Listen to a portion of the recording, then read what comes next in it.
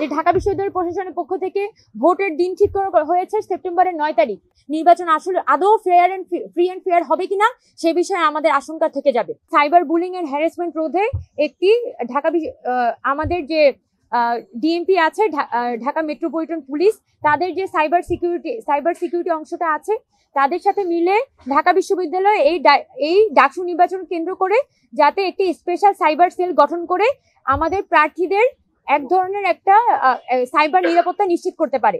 এবং আমরা আশা করব যে অতি শীঘ্রই আমাদের বিশ্ববিদ্যালয় প্রশাসন এবং নির্বাচন কমিশন এই বিষয়ে একটি সিদ্ধান্তে আসতে পারবে। আরেকটি এখানে গুরুত্বপূর্ণ কথা যে আমরাও হয়তো প্রেস ব্রিফিং করছি, অনেকেই অনেক ধরনের প্রেস ব্রিফিং করছে। একটা প্রেস ব্রিফিং এ যখন একজন প্রার্থী আরেকজন প্রার্থী সম্পর্কে কোনো ধরনের অভিযোগ দিচ্ছেন, সেই অভিযোগগুলো অবশ্যই প্রমাণ সাপেক্ষে হওয়াটা প্রয়োজন। তা না হলে যখন একটা মিথ্যা কাদা ছুড়াছুড়ির মধ্যে পুরো নির্বাচনটা পড়ে যাবে, তখন আমরা কিন্তু অনেক গুরুত্বপূর্ণ যে বিষয়গুলো আমাদের এখানে সবার আলাপ করার কথা, সামনে নিয়ে আসার কথা, সেখান থেকে ছিটকে আমরা পারস্পরিক দোষারোপের সংস্কৃতির মধ্যে কিন্তু পুনরায় ঢুকে যাচ্ছি। তো সেক্ষেত্রে আমাদের পক্ষ থেকে যেটা মন্তব্য, যে যখন কোনো প্রার্থী অন্য কোনো প্রার্থীর বিরুদ্ধে অভিযোগ দিচ্ছেন, সেটা অবশ্যই সম্পূর্ণ প্রমাণ সাপেক্ষে এই অভিযোগটা প্রদর্শন করা উচিত।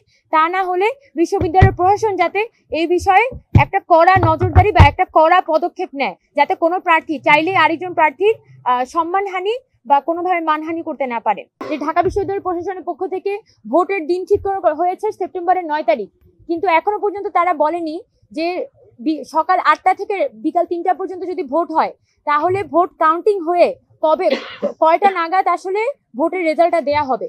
আমরা গত বছর দেখেছিলাম, গত ডাকসু ইলেকশনের সময় দেখেছিলাম যে দুপুর 2টা পর্যন্ত দুপুর 1টা পর্যন্ত এখানে ইলেকশন হয়েছে। অনেকগুলো ভোট কেন্দ্রের ভোট বন্ধ ছিল। পরবর্তীতে 3টা থেকে 5টা পর্যন্ত অনেকের ভোট হয়েছে এবং ফলাফল ঘোষণা করা হয়েছে মধ্যরাতে। এবং এই যে মধ্যরাত পর্যন্ত গড়ালো পুরো জিনিসটা, এই 8-9 ঘন্টা সময়ের মধ্যেই অনেক ভুয়া ব্যালট এখানে ভরা হয়েছিল। এবং আমরা গত ডাকসু ইলেকশনে যে কারচুপির কথা বলি, যে লাইন জ্যামিং এর কথা বলি, নির্বাচন আসলে আদৌ ফ্রি এন্ড ফেয়ার হবে কিনা সে বিষয়ে আমাদের আশঙ্কা থেকে যাবে। হলে যদি প্রচারণা করতে হয়, সেক্ষেত্রে ছেলেদের হলে রাত 11টা পর্যন্ত এবং মেয়েদের হলে রাত 10টা পর্যন্ত প্রচারণা করতে পারবে। এবং মেয়েদের হলে, অন্য হলে যে মেয়েরা, তারা প্রবেশ করতে হলে আইডি কার্ড দেখানো সাপেক্ষে একটা বিশেষ ভিজিটিং কার্ড নিয়ে ওই হলগুলোতে প্রবেশ করতে পারবে। কিন্তু আমাদের যে বাস্তবিক অভিজ্ঞতা, সেটা থেকে আমরা বলতে পারি যে ঢাকা বিশ্ববিদ্যালয়ের বর্তমানে যে মেয়েদের হলগুলো আছে বা ছেলেদের হলগুলো, দেখা যায় ছেলে মেয়েরা উভয়ই হলে সব থেকে বেশি সময় রুমে পাওয়া যায় রাত 10টার পরে। মূলত রাত 9টা 9:30টার পরে কিন্তু স্টুডেন্টরা তাদের রুমে অবস্থান করেন। এখন আমি যদি এমন একটা সময় আমাকে বেঁধে দেওয়া হয় যে সময়ে আমি ভোটারদের রুমে গিয়ে তাদেরকে রুমেই পাচ্ছি না, তাহলে কিন্তু আমরা প্রচারণাটা ঠিক মতো করতে পারবো না।